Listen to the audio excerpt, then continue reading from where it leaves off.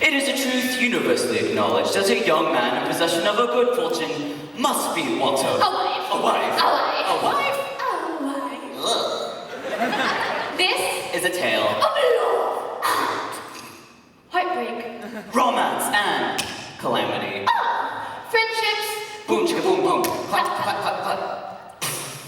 and hostilities. Presenting. The relationships including two sisters and their suitors. First, the rather unique relation between Mr. Darcy And Elizabeth Bennet. and a relationship between Mr. Bingley. and Jane Bennet. Along with the girl's parents, the submissive Mr. Bennet, the father, As well as the obsessive Mrs. Bennet. The mother. who strives to send her daughters off and get them married, Wedded.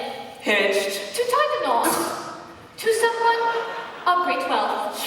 and high social status. Bing!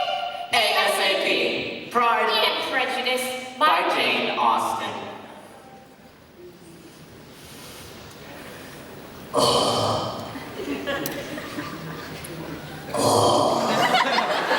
Mr. Bennet! Mr. Bennet! Have you heard that Netherfield Park is let at last?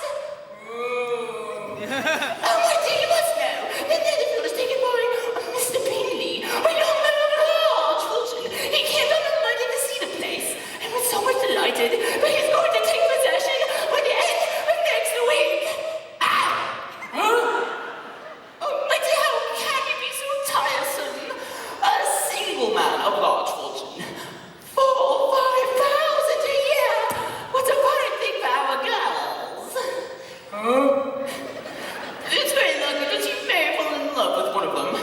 I dare say Mr. Bingley will dance with one of the girls at the next ball. At the ball, Elizabeth had been obliged by the scarcity of gentlemen to sit down for 2 dances. During part of this time, Mr. Darcy had been near enough for her to overhear a conversation between him and Mr. Bingley. Come, Darcy, you had better not dance. I certainly shall not. Besides, you were dancing with Jane, the only handsome girl in the room.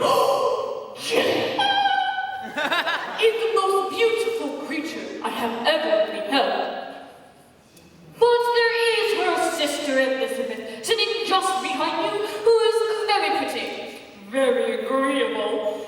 Do let me ask my partner to introduce you. She's tolerable, but not handsome enough to tempt me. You better return to your partner and enjoy her smiles, for you're wasting your time with me.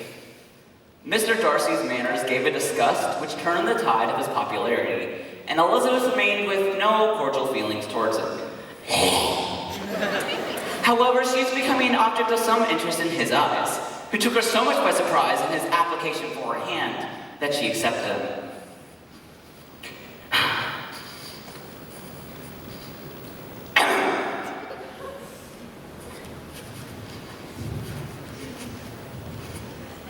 What think you of books? Books? Oh no.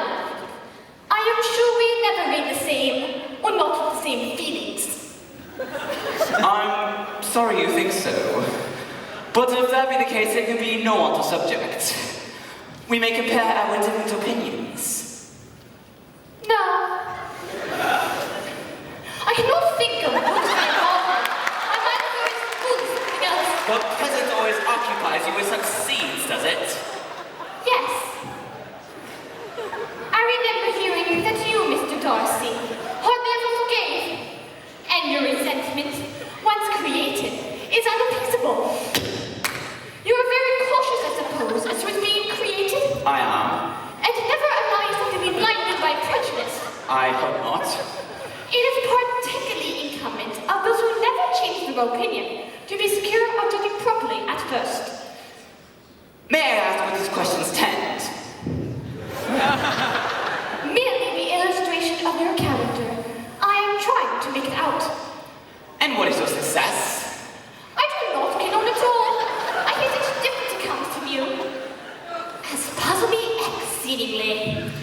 I might readily believe that report would vary greatly with respect to me, and I could wish that you were not to sketch my character at the present moment. For there is reason to fear that the performance would reflect no credit on either. What if I do not take to your likeness now? I may never have another opportunity. I would by no means suspend any pleasure of yours. After the ball, Jane, who had been cautious in her praise of Mr. Bingley before, expressed to her sister Elizabeth how very much she admired him. He's just what a man ought to be. Sensible, humorous, lively, I've never seen such happy manners. So at ease, with such perfect good breeding. He is also handsome, which every man to me if he most possibly can. His character has earned my complaint. I was very much flattered by his asking me to dance a second time. Well, let's go.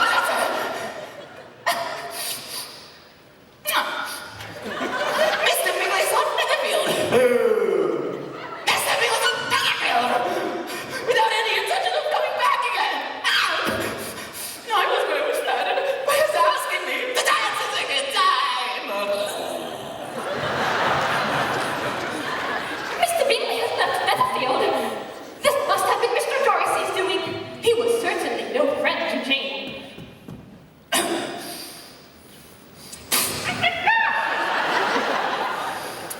In vain I have struggled. It will not do. My feelings cannot be repressed.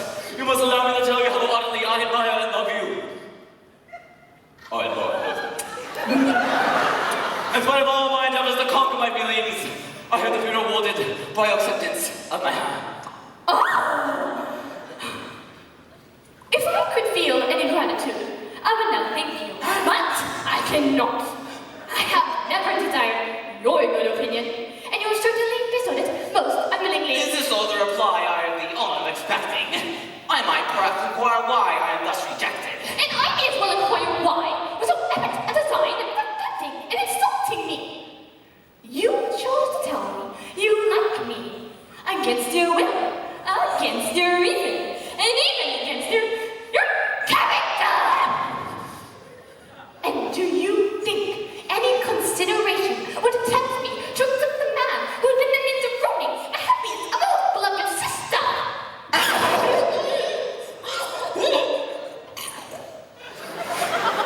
I have no shame denying that I did everything in my power to separate my friend from your sister, or that I rejoice in my success. I believe Jane to be indifferent to him, but towards him I have been much kinder than towards myself. From the very beginning of my acquaintance with your ears, conceit, and selfish disdain was so that ground also immovable in his like.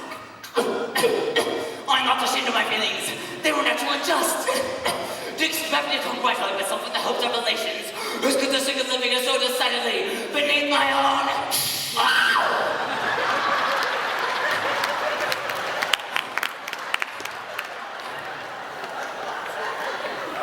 You could not have made me the offer of your hand in any possible way that would have tempted me to accept it. You have said quite enough, madam. Forgive me for taking so much of your time, and accept my best wishes of your health and happiness.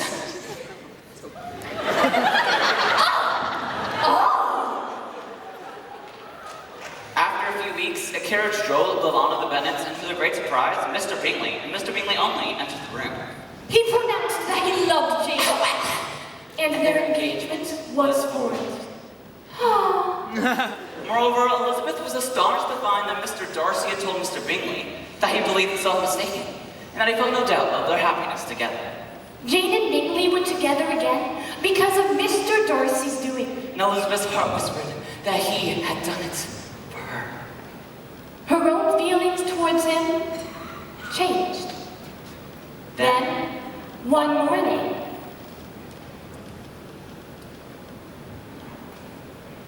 I've been a selfish creature. I am sorry, Elizabeth. Exceedingly sorry. If your feelings have been well before, then tell me so at once. My affections and wishes are unchanged. One word from you will silence me on the subject forever. Engaged to Mr. Darcy? Cannot be. but Jane, I speak nothing but the truth.